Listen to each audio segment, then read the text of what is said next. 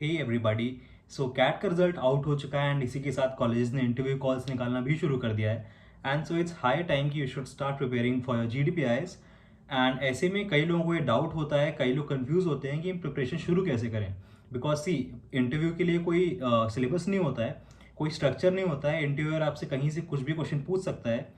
And ऐसे में आपको ये पता होना ज़रूरी है कि आप एक स्ट्रक्चर्ड अप्रोच लगा सकते हैं। यहाँ पे आप एक स्ट्रक्चर्ड वे में तैयारी कर सकते हैं इंटरव्यूज़ की। And that's why I am making this video.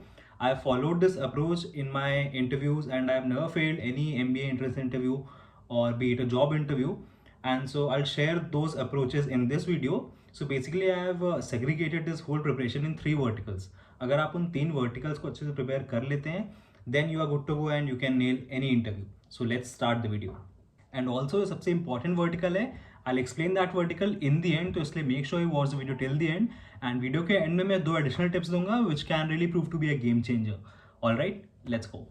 So the first vertical is everything about yourself. आपको करना क्या है, आपको एक CV बनानी है। ऑल दो आपकी CV इंटरव्यूज में उतना काम नहीं आने वाली है, but it will help you a lot in your preparations.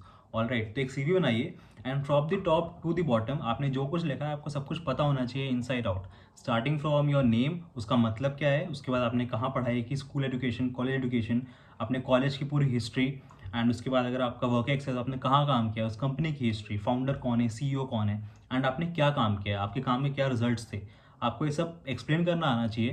And उसके बाद आपकी CV में और भी कुछ है, अगर आपकी हॉबीज़ हैं तो आपको उनको जस्टिफाई करना आना चाहिए। एंड आपसे इंटरव्यू कुछ भी पूछ सकता है। फॉर एग्जाम्पल, इफ़ यू से आई लव डांसिंग, तो कुछ एमिनेंट डांसिंग पर्सनालिटीज़ के नाम पूछ लेगा वो आपसे, उनके काम के बारे में पूछ लेगा। एंड ऑल्सो आप जो भी हॉबी वहाँ पे मेंशन कर रहे हैं, make sure you are prepared to perform that hobby in front of the interviewers.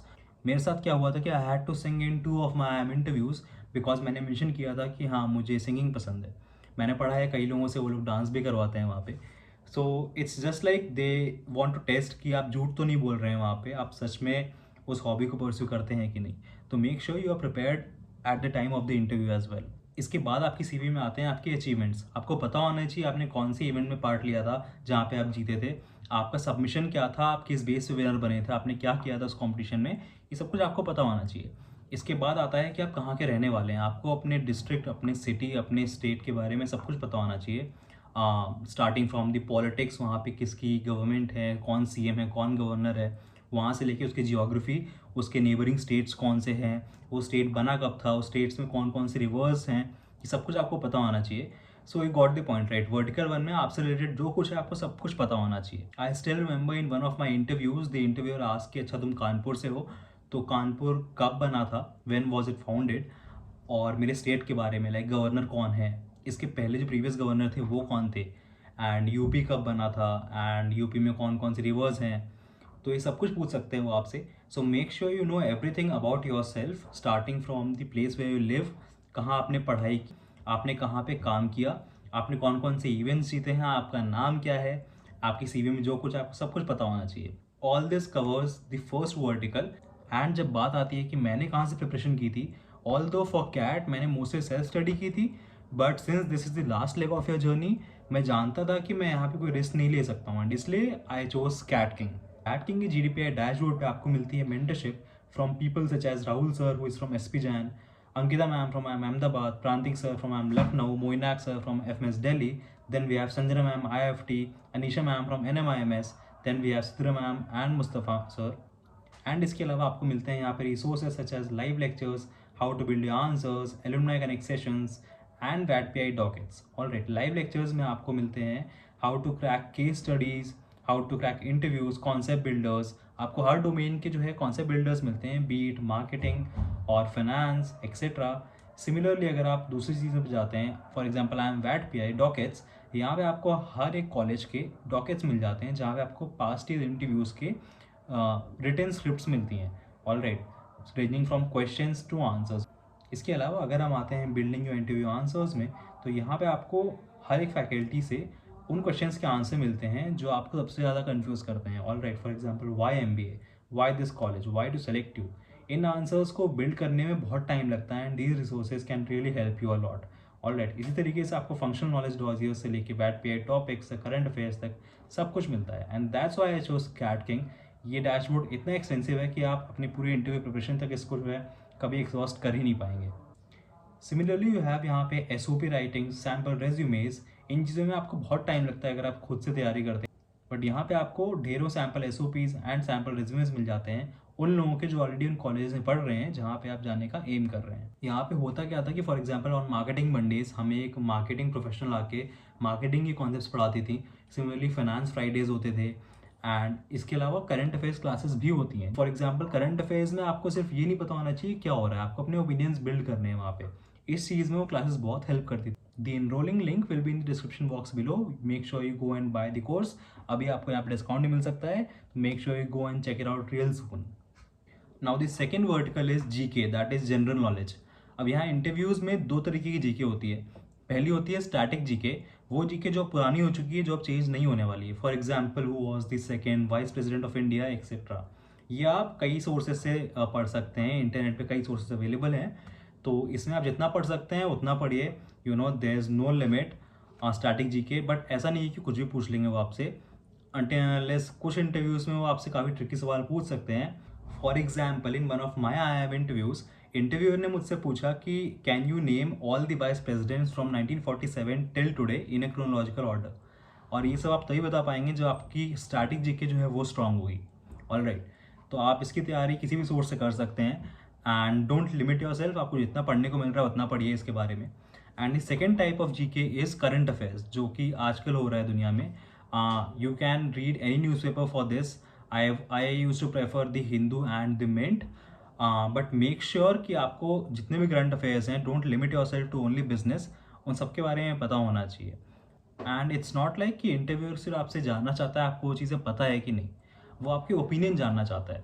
So try कीजिए कि आप उस न्यूज़ के बारे में अपने ओपिनियंस बिल्ड कर पाएँ, ताकि जब कोई आपसे उसके बारे में पूछे तो आप एक्सप्लेन कर पाए, you know I think this policy is not right because of this reason, और मेरा ये ओपिनियन है इस चीज़ के बारे में। All right, so start building your opinions behind those current affairs. All right, इसके लिए मैं क्या करता था, मैं न्यूज़पेपर पढ़ता था। उसके अलावा यूट्यूब पे I used to watch channel such as Think School for case studies and Study IQ IAS and all. तो you can refer to any source as far as आपको अनबायस तरीके से उन करंट अफेयर्स के बारे में जानकारी मिल रही है।